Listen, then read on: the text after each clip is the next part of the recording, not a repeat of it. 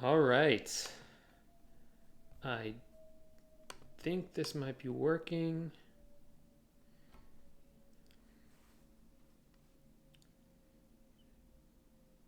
Till we see it stop using. All right.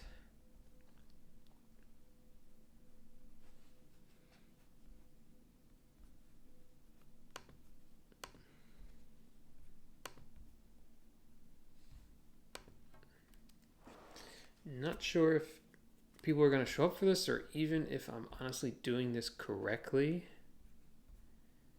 So let's see what happens. I'll wait for somebody to come in.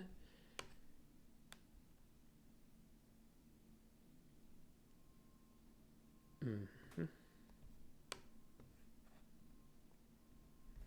All right. Can you hear me and see me?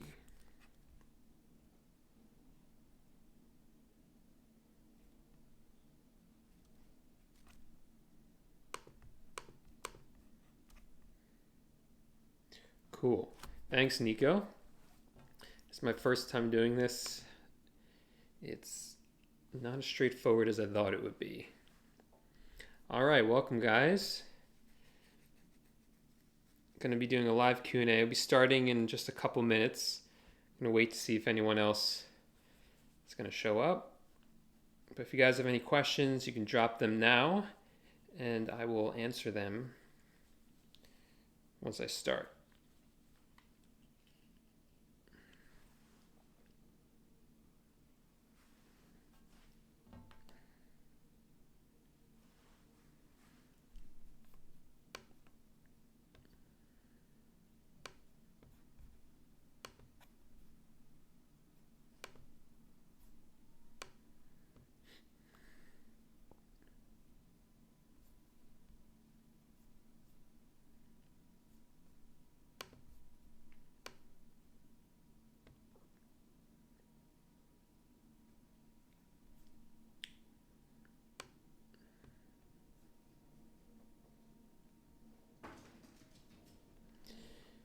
Hey, Ryan.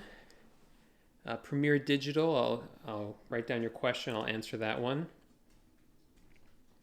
Pipstar, who are you? What's your real name? I mean,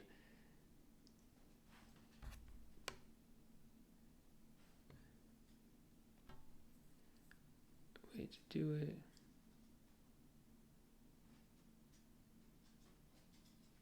Yeah, Nico, I already actually have your comment. I'm gonna answer that one. Oh yeah, sure. Yeah, I remember you. How's everything going?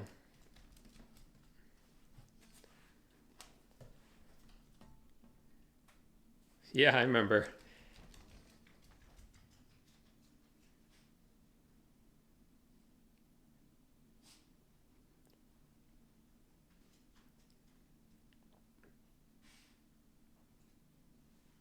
Okay, I'm just gonna give it another minute and then I'm gonna start.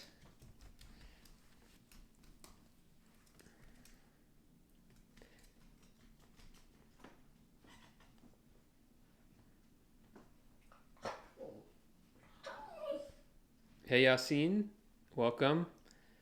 We start in just a minute. Just gotta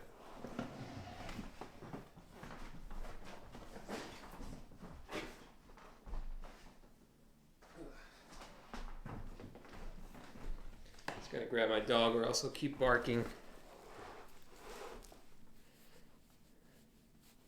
All right. All right, so guys, I'm gonna start now. Thanks everyone for coming in.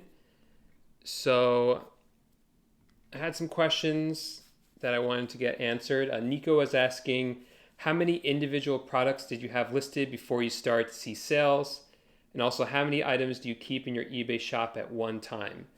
So it took us about 2 months. No, I mean about 5 months before we started to see regular sales, and we didn't hit $1,000 in profit a month until 6 months in. And we had about 675 listings at that time. So that kind of gives you an idea of how it took about 6 months. That's how long it took. And at one time, on a regular basis, I mean, we try to keep several thousand items in the store. We just keep listing and listing, and then we go back and look at the items that haven't sold well and either delete them or optimize them. And then if they still don't sell well, then delete them. We started using this software. It's called Fees Delister. I'm going to do a review on it soon, but it really helps you identify which items are kind of just wasting space and money, and you can just delete those ones. Ryan wants to know when we're going to have some information on training your VAs. Yeah, that's something I've been wanting to create a video about, but it's just like so much information about it, so much I want to share. So I'm kind of want to do like a whole series on it. So it might be something I have to do early next year because it's just a lot of information. But a good place to start, there's 2 websites I can tell you for VAs. The first one is Upwork. Upwork is a really easy to use platform, but the other one is onlinejobs.ph, and that one is not as like user friendly, but it's much cheaper. Not much cheaper, it's just a little bit cheaper. Yeah. How many listings do you commit a day? It really depends. I don't list every day. I list most days, and it's all about quality really for me. So I try to do as many quality listings. At first, I had a lot of goals to list a certain amount of products each month, and now it's just listing good listings a few times a week, and that's all that we like to do. CMDR Sith Master, I like that name. Are you ready for Thursday? I'm really excited for the new Star Wars movie coming out Thursday. He wants to know, or she wants to know, do you gift wrap when ordering products? Gift option when ordering products. Yeah, when it's available, I'll do it. Mostly we use Home Depot, so they don't have gift option, but we do, if we do have to buy something from Amazon or another source that has the option, yeah, we'll use it because why not, right? Nico says, and I know you tried Amazon and it was a little bit insane. Do you recommend trying Amazon as well? Do you think there's a better opportunity for sales on there? Yeah, Nico, I think that Amazon is definitely a bigger marketplace. It's just getting bigger and bigger and bigger. So there's definitely more opportunity there. But as far as drop shipping onto it, I think it's much, much harder. I would really recommend new people to start on eBay because it really gets you an idea of how to work with suppliers, how to talk to customers, how to get tracking numbers, which suppliers are good and which ones suck. And you need to know all that information before you start doing Amazon because Amazon is much, much more strict and you don't want to get in trouble. They have all these metrics and they're much more strict than eBay is. Sith Master wants to know, what do you do when a customer wants to return an item and return it specifically to you?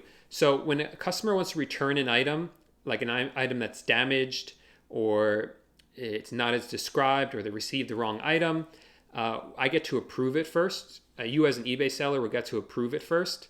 So you can contact the buyer and say, look, you can just send it back to the source. You don't say that, but you contact the source. The source sends you a return label, and then you can send the return label to the customer, the buyer, and the buyer will just send it back to Home Depot or wherever.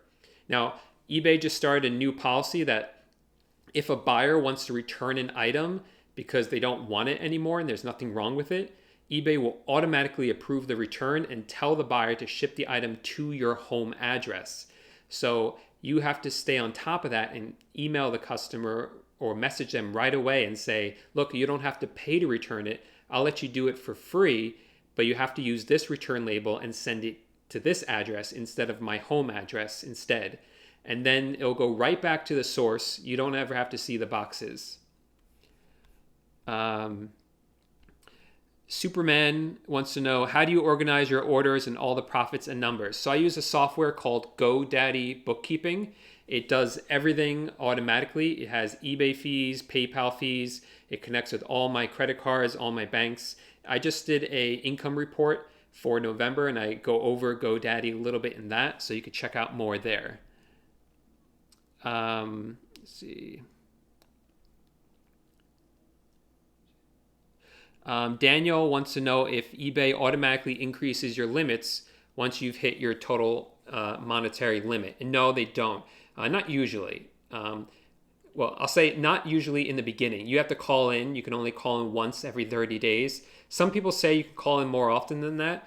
I've always never had luck calling before the 30-day mark. So try to max out your limit, max it out by listing as much as you can, selling as much as you can, and then call them up, ask for an increase, and then do it again 30 days later. That's really the best way to get increases. Intriguing more says.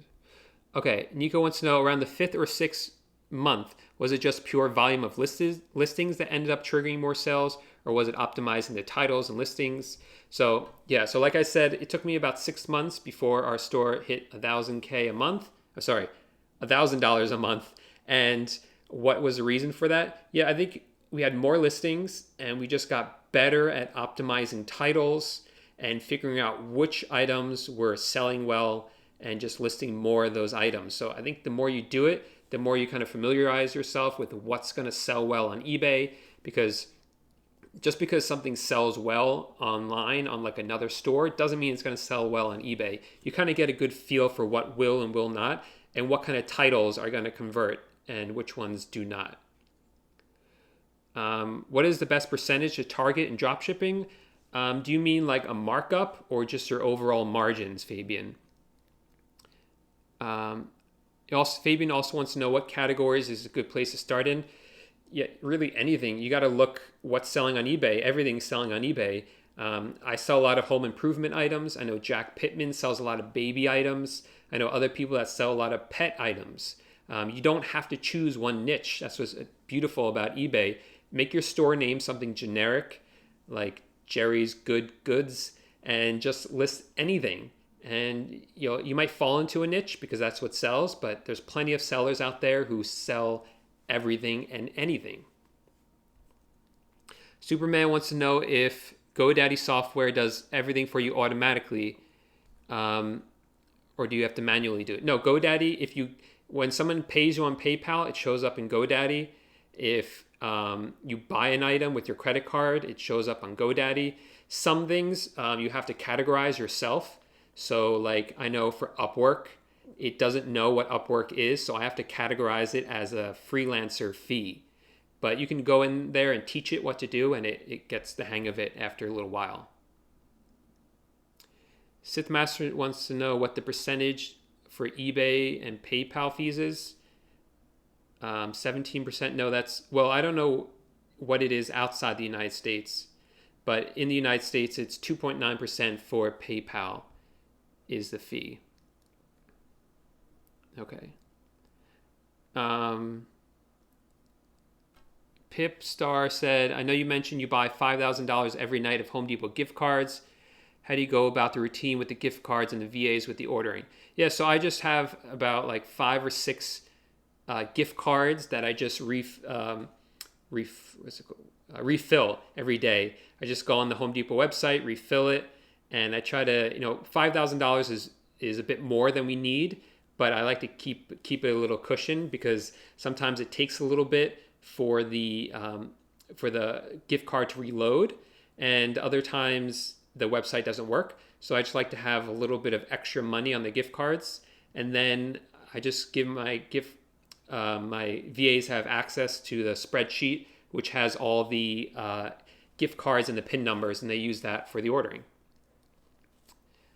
Store or Sith Master, I don't know what you mean by do you recommend a store or profile for starters? Fabian wants to know why Puerto Rico is banned to ship to. None of the suppliers ship there. I never really looked into why, but they don't. And if you can figure out how to ship to Puerto Rico, you would get a lot of sales that other drop shippers can't get because they don't know how to do it. I don't know how to do it. I'm sure there's a freight forwarding company that would do it, but it's kind of strange that nobody will ship there, even the GSP program. Meanwhile, they'll ship anywhere else in the world. How do I deal with competition? Is there some way to stand out among other sellers with high score feedbacks? That's Pink Perlita wants to know. Yeah, you got to you you got to have unique titles. You got to have titles that are better than your competition. That's really all you can do. Um, I mean, all you can do is optimize as much as you can. Optimize the title, the photos, and the listings. At first, that's what you have to do to stand out. And what that means is creating titles that have keywords that no one else is thinking of, putting new photos, like maybe zooming in on a part of the photo, or if you could find photos from around the website. Sometimes, like Amazon, you can, when you go to look at an Amazon listing, there'll be a picture of the item that Amazon puts up, and then the buyers can also post pictures of the items that they took themselves. Try using those pictures. That might convert better because it's a unique photo. And then you can change up the description a little bit too if the description is lacking. You can also try to get more feedback by buying items that are really cheap. How do you deal with late shipments from the source? Premier Digital wants to know. Yeah, it really sucks because there's not much you can do to prevent it. There are a couple of things. One, you could look at the item when you're listing it and see if it has a longer processing time, because some of them do. And you can either avoid those items, which is probably the easiest thing to do, or for that particular listing, just increase the time it takes for you to process it so the buyer knows. Then if the item doesn't ship out in time, you can contact the source directly and ask them where it is. And that's really all you can do. Besides just giving the buyer some sort of refund, like a partial refund, just to kind of get them happy and not so mad. Superman says PayPal's holding the money. Yeah, so PayPal will do that if when you're a new seller. So all you have to do is ship out the item, upload tracking number, show it was delivered, and then they should release it pretty quickly. Once you start selling after like 3 months or so, they'll no longer hold it anymore once you establish yourself as a seller. That's really all you can do. Fabian wants to know how much value you get for $5,000 in gift cards. No, I don't buy discounted gift cards for Home Depot. That's not why I do that. I do that so I don't have to give my VAs my credit card information. So I just reload them. It's dollar for dollar. And then they use the gift cards to buy the products from Home Depot. Sith Master wants to know if he wants to move up to a paid store on eBay. It really depends on how many listings you have. I used to know where the break-even point was, but I don't anymore. So you get a certain number of free listings every month, depending on what kind of store subscription you have. So you want to figure out, do the math, where that break-even point is, and that's when you should upgrade, really. Fabian, I don't know who Amato Kaufman is. Maybe you could send me a link to who he is. Hey, Floyd. How long you take to learn to use HydroLister well? Yeah, HydroLister, yeah, I'm going to do like a little review on two softwares. One of them is HydroLister. HydroLister was the first one and only one I used for a while, just because that's what everyone was using. And what I do like about it is that it has like so many sources you can list from. Like the list is huge, but their software is really clunky. It's not very user friendly. It's hard to use it. They don't make it easy. And I just started trying the new software, or a new software for me, DSM Tools, and it is so beautiful. Like it works so well. It's just so clean, the interface. Like I love it. And it's so much cheaper in the long run. Even in the short run, it's a lot cheaper. So you should check out DSM Tool. I don't even have an affiliate link to it, but I don't care because it's just really good. So I'll make a more in-depth video about that, but I would check out DSM Tool. It's cheap and it works really well. Superman says, I got an order from Puerto Rico. So Superman, you gotta go into your business settings and say that you can't ship to Puerto Rico. And you're gonna have to cancel the order unless you can find a way to do it. Floyd says DSM Tool. Yes, DSM Tool. It's a lister, and a repricer. So you can list the item from it and reprice it, and it works really, really well. Yeah. So some other questions I had from before. How do I hide my price on Home Depot? Kevin wants to know this. A lot of times the boxes you receive or the customers receive won't have the price in it. So it's pretty easy that way. But some vendors, because Home Depot actually does drop ship from outside vendors, they will include the price, but it's not as often, and there's really nothing you can do about it. So it is what it is. But I've never really had people complain about it before. I think people see the Home Depot box and just figure that you bought a bunch of boxes from Home Depot to ship the items in, and they don't really look at the invoice or care for some reason. Nico wants to know what our profit margins in the formula are that you set in HydraLister. So when you're starting out, you want to make sure that you include shipping in the cost of the margins, because you're not going to get free shipping at first for stores like the Home Depot or Bed Bath & Beyond, because you only get free shipping after a certain threshold. For Bed Bath & Beyond is $29, I think. I don't really use it. And Home Depot is $45. So until you start selling at least $45 a day, you want to make sure that you include the cost of shipping in there. And then for the margin, you really got to experiment with it. I mean, at first you can keep them low just to get some sales going. That's another way to get sales going, is just kind of break even on the sale, and then mark it up once you start making some sales. Fabian wants to know if I've heard about Zeek Analytics. It's a product researcher. I've heard of it. I've never looked into it. A lot of VAs know how to use it. Every time I interview a VA, they say they know about it. And yes, I've heard of Sale Freaks before. That's another software. It's specifically for Amazon. I've looked into that too, but it's really, really expensive. So I'm not going to use that one. Let's see.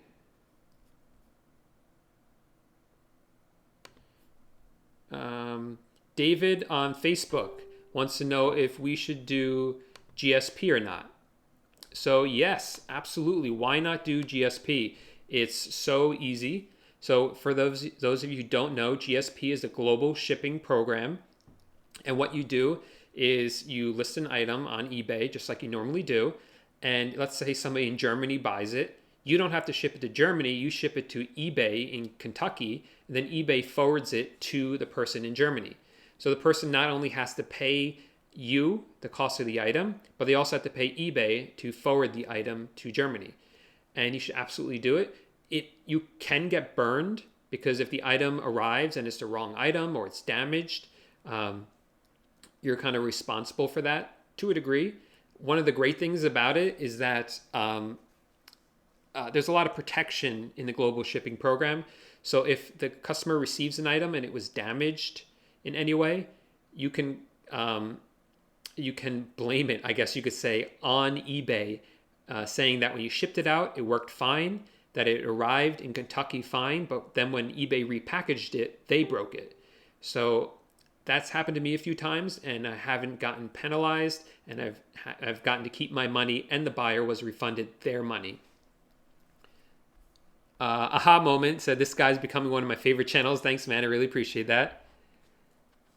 Yeah, appreciate that.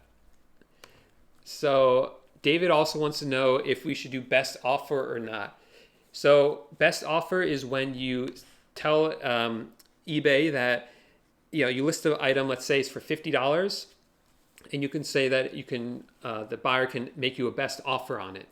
So in other words, they can come in and say, no, I can't afford $50, but I'm willing to give you $40. Would you take that? And I say absolutely do this. Turn on best offers, especially if you're new, because it's going to give you a chance to get some sales that you didn't even know you could get. Like, let's say it's a $100 item and somebody offers you $99. Some sellers, feel that they never want to pay more than a certain amount, and they're very strict with it. And if you're willing to sell it for $99 and make $1 less profit on an item that you maybe would have made $5 on, you're only going to make $4 now. So what? Take it. You get the sale. It looks good to eBay that you made a sale, and it gets things going, gets things rolling. It gets your item ranked higher because it's already sold. So absolutely do it. Let's see. Sith Master wants to know what you should do if you're on a small budget. Yeah, so that's what's beautiful about eBay dropshipping is that you really don't need much budget. Like I said before, you will get put in PayPal jail once you start. Yeah, PayPal will hold your funds. So you got to have enough money to cover all your sales for the first like 2 or 3 months. But the first 2 or 3 months, you're not going to make much in sales anyway. So you don't need too much capital up front. I say to be, you could probably get away with just $500 to be safe, maybe $1,000. But yeah, 500 should be enough just to cover those first 3 months. You probably won't even need 500. So I think somebody on Facebook had another question. Restocking fee or not? David's asking for a friend. Yeah, so a restocking fee is a good idea, I think. It's a good idea because it kind of discourages people from returning the item for the wrong reason. So in other words, if they receive the item and don't want it anymore, or if for whatever reason it's buyer's remorse, then instead of making you go through the hassle of return, they'll see it's like a 20% restocking fee. So they say, you know what, I'll just keep it or I'll give it away as a gift, and you still get the sale. Conversely, if they don't want it and they still want to return it, they're returning it, you're collecting 20%. That's really good profit margin. Like that might be more than you would have gotten if the sale had just stood on its own. So yeah, I like restocking fees. I've experimented with not having them to see if like I get more sales, and I haven't seen a difference, which is very surprising. You'd think that eBay would rank you higher if you don't have a restocking fee, but they don't. And actually, if you look at eBay's policy on it, it's really vague. They say they allow you to charge a restocking fee, but then when you go into like the Q&A on eBay about it, they say don't charge a restocking fee. So it's really not clear how they view restocking fees, but yeah, that's everything I know about it. Pipstar wants to know, is TrackerBot easy to set up? And also there's a new tracking uploader called UpdateDuck just for the flat fee of $11.99. Yeah, TrackerBot's really easy to set up. It works really well. I've looked at UpdateDuck. It is really easy to set up too, and it is much cheaper. I would imagine it's going to go up in price because it's a really good software. I mean, I started trying it, but I'm going to, I just looked at it today, actually. So I'm going to give it a shot. I'm going to see if it works, and I'll let you guys know what I think of it, because it is much cheaper. Fabian wants to know, I know you don't sell seasonal products, but what advice you have for seasonal sellers? No, actually, that's not true. I do sell some seasonal products. I just try not to make that the bulk of my store. If I'm, last month I saw some like Christmas tree stuff, some Christmas outdoor stuff like that. Yeah, I'm going to list that because I know it's going to sell, but it is such a pain. So I think what you have to do, it's a pain because they go in and out of stock very often. So what you got to do is you got to have a good repricing software that updates every hour. And you really got to be on top of it. And especially for those seasonal items, you should be placing orders at least a minimal of 2 times a day. Because, if you sell like 5 of them in a day and then all of a sudden it goes out of stock, that's 5 sales you have to cancel or try to find somewhere else. So you really have to have a good monitor that updates frequently. What the F are you doing? I don't know. Raphael, sometimes I don't know what I'm doing. Okay, some more questions from before. How do you prevent canceled Walmart orders? So yes, I have been experimenting with Walmart. under one of my other stores. I've been making some sales with it, not a whole lot, but I haven't been putting too much time into it. Yeah, Walmart does cancel orders, at least for me it does. It doesn't matter. Some people say they can do it under a different account and it won't cancel it. But the problem with that is if you're tax exempt, then you got to have multiple accounts with tax exemption, and that gets messy. So the only thing that I found that works is gift cards. If you use Walmart gift cards, they don't cancel your order. But then you have to buy gift cards and manage them. So right now I'm still scaling that part of my business, so we'll see how that goes. But that's the only fix I found, is to buy Walmart gift cards. Sometimes I have my friends buy them for me. So like I have a friend who really likes credit card points.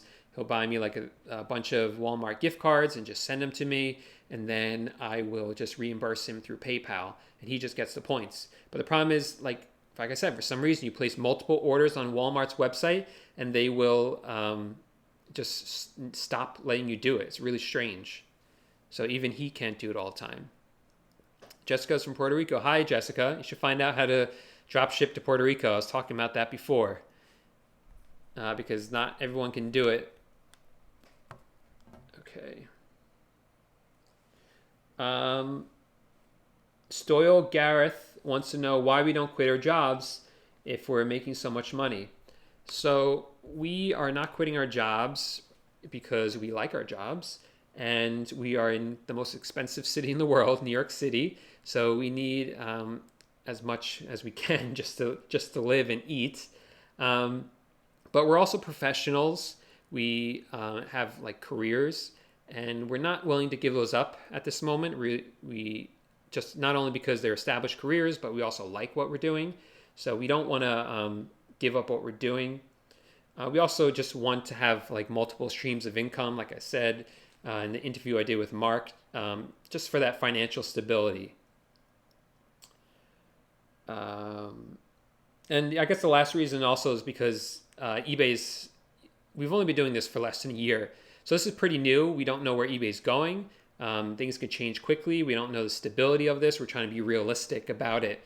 So that's another reason not to just not quit our day jobs and do this full time. Hey, Rake and Profit. Rake and Profits, this guy Steve. You guys should check out his YouTube channel. I'll put it in the description of one of my future videos, or if I could figure out how to do it here. He's a great guy. I met him at this health retreat I went to a few years ago, where a bunch of crazy people and us just ate fruit for a week.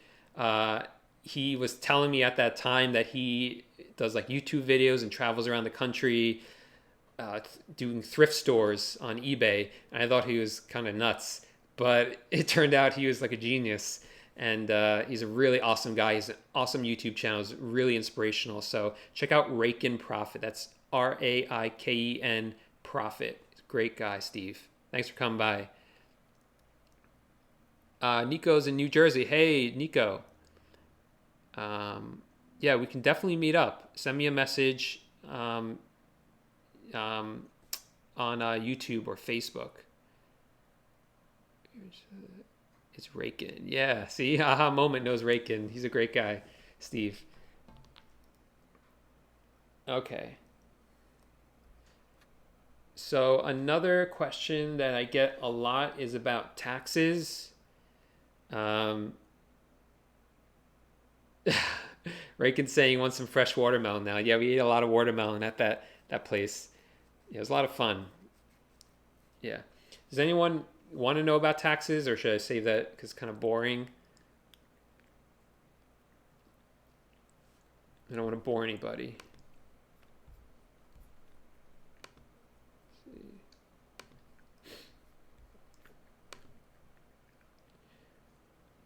Are you going to put your own mastermind meetup together? Yeah, I never thought about that. Yeah, I have some.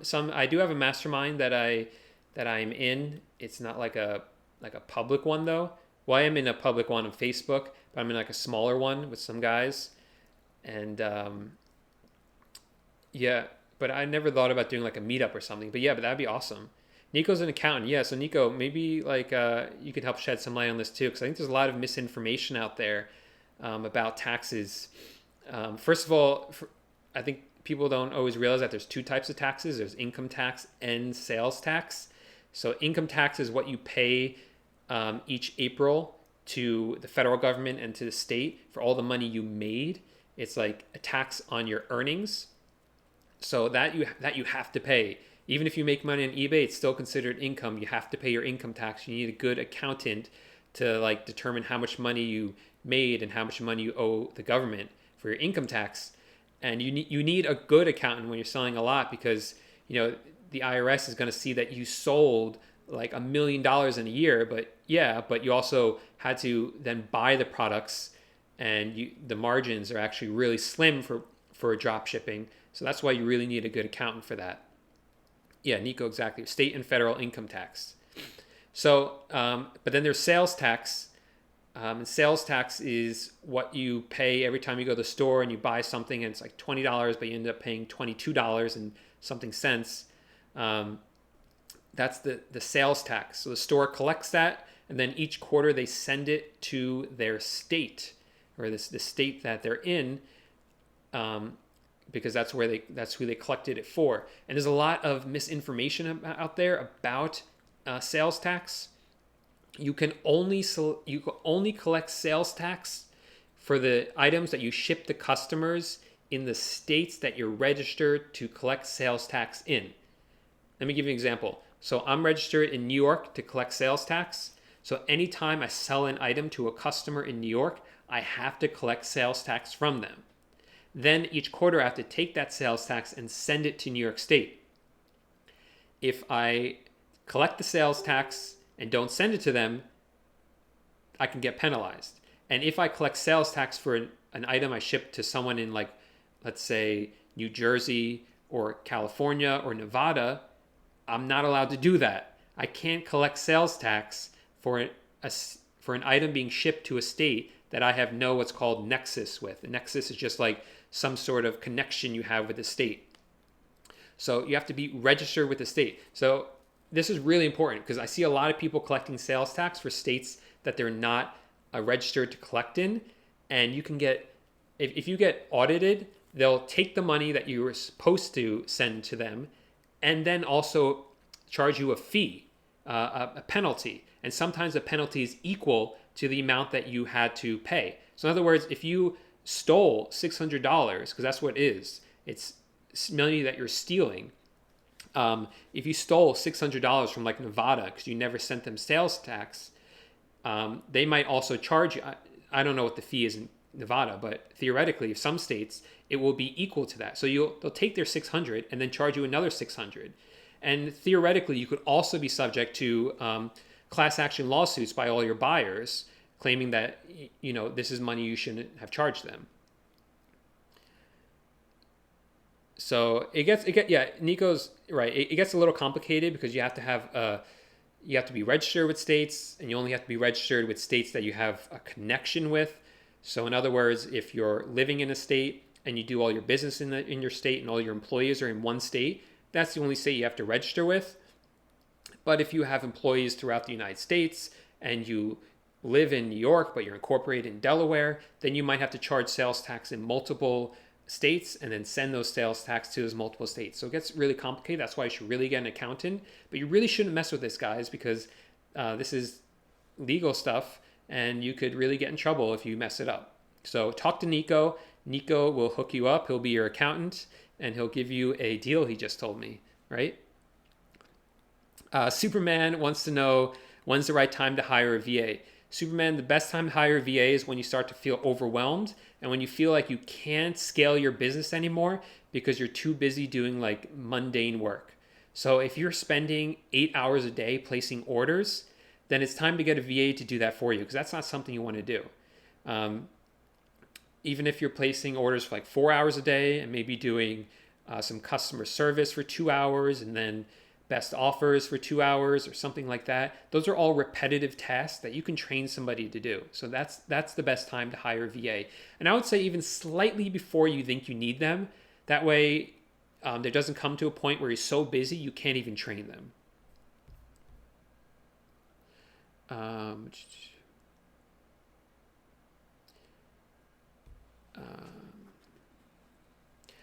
Jessica wants to know, so you can use a tax exemption for any order or just for the orders made for state? Am I registered? Okay. So again, this can be like a whole long video. I'm just trying to put it in a nutshell. I'll probably make a whole video about it. So you can only become tax exempt if you are registered in some state to collect sales tax. So for instance, I'm registered in New York to collect sales tax. So from New York, I get a, I forget what it's called, certificate of authority, which allows me to collect sales tax on behalf of New York State. And then I'll send the money to New York State at the end of each quarter. And then I can also fill out this form called a reseller's permit and send that to my supplier and say, look, I should be tax exempt because I'm a reseller. And only the end consumer has to pay sales tax. That's the law. So because you're not the end consumer, you don't have to pay the sales tax. Only the buyer, who is the end consumer, has to pay it. But like Walmart doesn't know you're not the end consumer unless you tell them. And the only way you can tell them is by giving them this resale certificate. And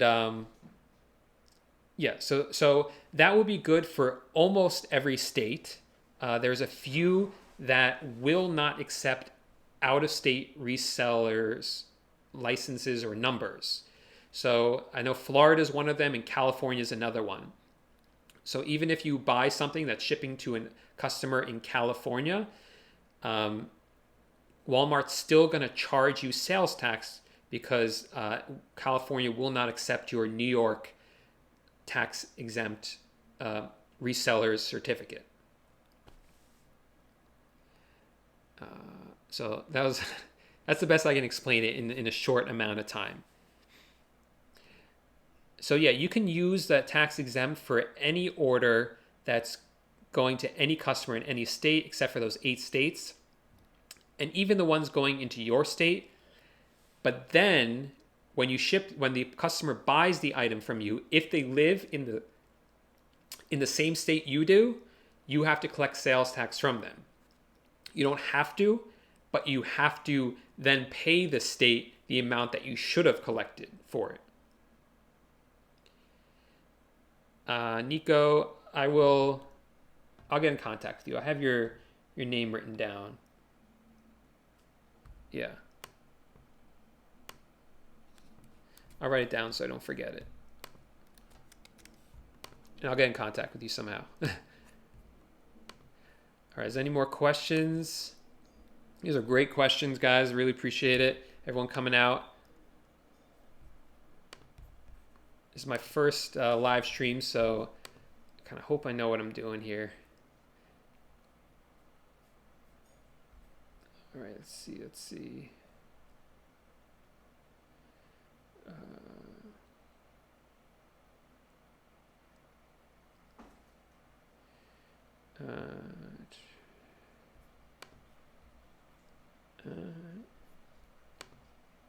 Okay, I have this guy on Facebook who I posted on Facebook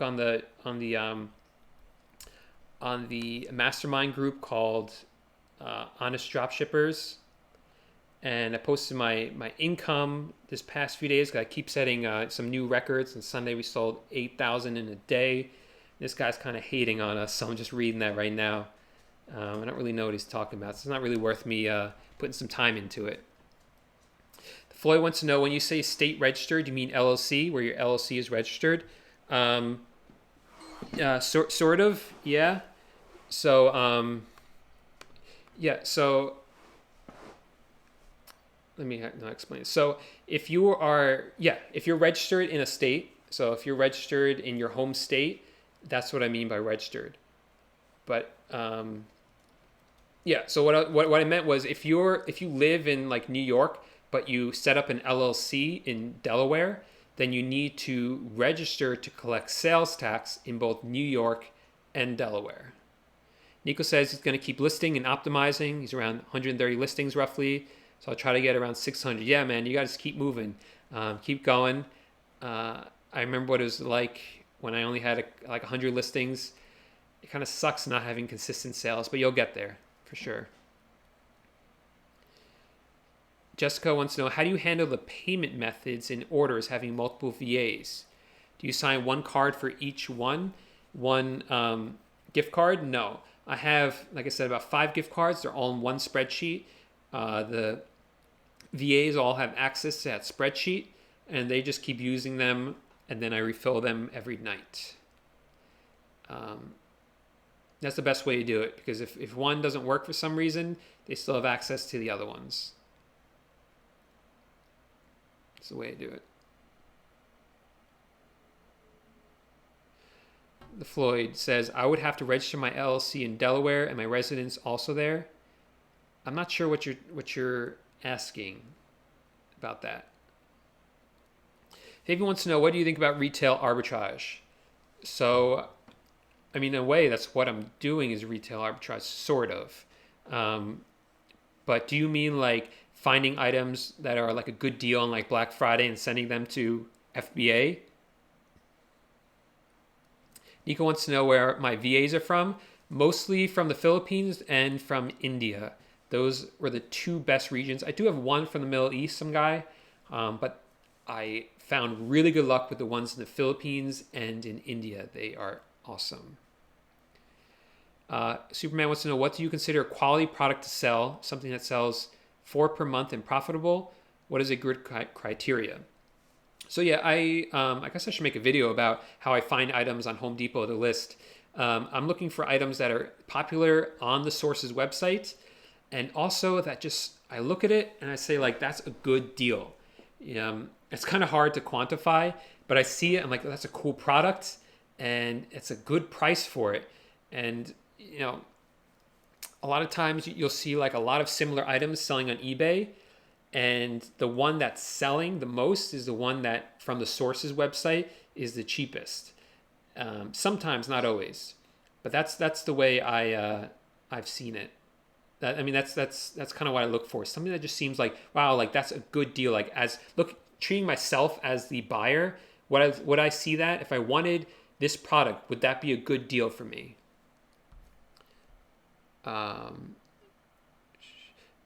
Pipstar wants to know, are those cards linked together of one amount? No. So I have 5 cards, and they each have like anywhere from at any time from $0 to $2,000 on them each.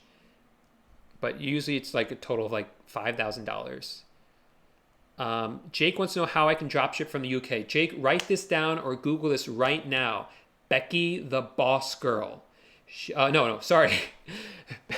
Broke to Boss Girl is woman Becky. She's in Nicaragua with Mark. She is dropshipping on eBay UK. She is crushing it. She's awesome. She has a great YouTube channel. It's Broke to Boss Girl. Check her out, because I don't know anything about eBay UK. Floyd wants to know, for example, I live in California, but my LLC is registered in Delaware. That would mean collect taxes on both states? Yes, Floyd, that's what that means. But again, talk to an accountant, because I'm not a tax lawyer.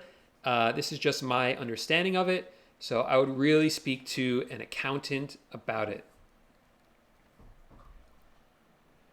Jessica says, thank you so much. It's my pleasure. Like, this is a lot of fun for me. I enjoy this. And I knew I got a lot of value out of stuff like this, videos like this, when I was first starting out. And I still get a lot of value out of other people's videos. You have a VA from the Philippines too. Yeah, they are great. I hope you have a good one. From any region, you're going to get bad VAs. But I'm probably going to make like a course on this probably, and how to like hire and train VAs, because I've gotten a group of VAs now that run my entire store for me, allowing me to do other stuff. But it wasn't there. Yeah, you gotta kind of weed through it and find and get rid of the bad ones and find the good ones. And I kind of got like a whole method down for how to find ones that really are going to go above and beyond and really want your store to succeed. Yeah, aha moment. Yeah, exactly. He wants to know if I'm ever going to make a course, and I really think a VA course would be what I'm feeling like making right now.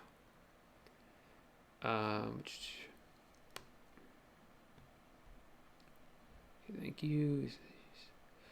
Larry says, it seems like you sell low-cost items also. What's a good quantity to use for your products? So I've been experimenting with quantity. Everyone always said you should start with a quantity of one because it makes scarcity. It makes people see that you only have one and you should buy it now. But that's what I did for a long time. But then as soon as I bumped it up to 2 or 3, people started buying 2 or 3 at a time. Mostly people buy 1 or 2 though. So I think 2 is a safe number. I don't know if that scarcity thing actually works. I doubt it works where you haven't sold the item yet. So if a buyer comes to your store and sees you haven't sold any and there's only 1 left, I don't think that's really like a scarcity technique. I think if you sold like 50 of them and the buyer sees you only have 1 left, then they might say, oh, I got to jump on this. But when you haven't even made any sales, like I can't imagine that only having 1 really makes a difference. But that's just my opinion. I don't have any like evidence of that. I've just noticed that when I bumped it up to 2 or 3, I do sell 2 of some items, but usually not 3. It's 1 or 2. What do you think? That's Fabian, I'm not sure what you're asking about my YouTube channel. Stand out. What is the best price range for your products? The ones that have the highest sell-through rates. Okay. So, so you're going to sell more cheaper items, but when you sell more expensive items, your margins are going to be higher. Not your margins aren't higher, but the margin results in a higher profit. So I like to mix it up. Have a whole bunch of everything. I know a guy who's here in New York City who drop ships, and he just happens to sell really expensive items. And he only has to sell like less than 50 of them a day and is doing really, really well. And I'm really jealous because his store is like much more streamlined. It's much easier to run, less VAs. I think he has like 1 VA and it's him doing it. So like that's much easier. If you can get to that point, if you can get your store to do that, that's probably better in some regards. What's better about having a lot of cheap items is like more stability in a way. So if one item goes out of stock, or if somebody undercuts you on it, or it is no longer available for sale, I still have a ton of other items I can sell. It's just like one small piece of all the items that I'm selling. Larry says, happy holidays to me and my puppy. Thanks. Yeah, he's over there making a lot of noise. I call him our hustle hound. Jake wants to know if I'm friends with e-commerce Andre. I've never talked to him. I've seen a few of his videos. I think he's international, and I haven't watched a lot of his. Some of the stuff I agree with him on, but I think some of his videos, if I remember right, we do things a little differently. But I could be wrong about that. I'll check him out again. Lloyd wants to know how many VAs we have. 7 right now. We're about to have 8. Is that right? Yeah. Actually, we have 8 right now. We're about to have 9, but 1 only works for us occasionally. Doesn't do too much for us. Just like kind of as needed basis with the tracking numbers. See, I've recommended TrackerBot before. It works really well. I'm going to check out Update Duck, see if it works a little better. Sometimes what happens, unfortunately, is that the source doesn't send you the tracking number emails. And there's nothing TrackerBot or Update Duck can do about that. If you don't get an email from the source with a tracking number, they're not going to be able to update it in eBay. So you're going to have to do it manually. So I have a VA who does that if that ever happens. Because a couple weeks ago, the week of Cyber Monday it happened. I didn't get a whole bunch of emails from Home Depot. I think they were just overwhelmed. And so we had like one day I woke up and there's like 300 or 400, no, it was like 300 something tracking numbers that had to be uploaded in 24 hours. Yeah. So I got a few more minutes. If anyone has any more questions, I'm going to try to keep this like at an hour. How long did it take you to make this kind of money? Yeah, so it took me like 6 months to get to $1,000 a month. Then by October, so that was about a 10-month mark, is when it started to really take off, I think. Maybe it was September. If you go to my website, thehustlehusbands.com, I'll put a link to it right here. Husbands.com. You can see all of our income reports, and you can check out how we did month to month. I think it's actually really useful. I think you guys should check that out, because there was one month, we were doing pretty well. Like every month we're going up and up and up, a few $100s more. And then in May it was like, bam, like a big dip. We went from almost like getting close to 1,000 down to $68 in the month of May. It was really rough, but it kept going. I kept pushing it. I didn't give up. And then the next month we broke 1,000. So don't give up, guys. Superman says this is a great live stream. You should do more. Yeah, definitely. Thanks. I appreciate that. I'll probably do one every Tuesday at 8 p.m. Eastern time, like a live Q&A like this, because I think it's really great to interact with you guys on this, answer questions in real time. Jessica wants to know if I use any products to find profitable any tools to find profitable products. Nope, not really. No, not at all, actually. I just use common sense, kind of going into Home Depot and seeing what I think's gonna sell. Do you have to pay sales tax dropshipping from Amazon to eBay from UK? I can't answer that, Jake. I'm sorry. I don't know how sales tax works for international sellers. Sorry. Maybe Nico can tell you. Nico, I'm going to have you come on the channel and just talk about sales tax, because I really don't know anything about this. Do you do anything else online other than eBay dropshipping? Not yet, besides this YouTube channel, which I've made 43 cents through affiliate marketing. So I'm really proud of that. That's the only online income I've made besides eBay. But we are going to be expanding into Amazon next year. I'm going to be documenting that whole journey right here on the channel. And you'll see how we do that. And I'll probably be making at least one course next year as well. So, but right now, no, this is it. Affiliation marketing. Did I say affiliation marketing? I meant affiliate marketing. I'm not sure. The Floyd said affiliation marketing, so I don't know if I said it wrong. I apologize if I did. How much money do I need to start? Yeah, like I said this before, Jake, you only need about $500 at most, and you'll get that all back. Kane, I don't do coaching anymore. I used to do it. I really enjoyed it. I had like some students who did really, really well, but I just don't have the time. And that's why that's one of the reasons I started doing this YouTube channel, because I think this is a better way to reach more people quickly. Yeah, so I'm sorry about that. So guys, it's been an hour. If anyone has some last questions I can answer, and then I'm gonna turn it off. Do you think Nico wants to know, do you think the strategy is relatively similar for Amazon? Yes and no. Mostly no, I think. It's so much harder. We did it for a couple of days, and we already saw how much harder it is for Amazon, because you can't use some of the suppliers that ship slower or who mess up orders more. That's why I said before, you got to start with eBay. You got to see what works, what suppliers are really good and really have good times with shipping out their items, because Amazon will slam you if you don't ship out your items or if you cancel too many items. They have these things called metrics, and they watch everything you do. eBay doesn't care if you don't upload tracking numbers or if you're late, but Amazon really cares. You gotta be really careful. Otherwise, they'll ban your account. Not ban, suspend, it's a word. I think it's suspend your account, and you won't get the buy box, and that's really, really important. So it's a whole nother beast. Yeah, so I think I'm gonna call it quits here. Thanks to everyone coming out. If you like this, give it a thumbs up if you can. I don't even know if you can do it on a live stream.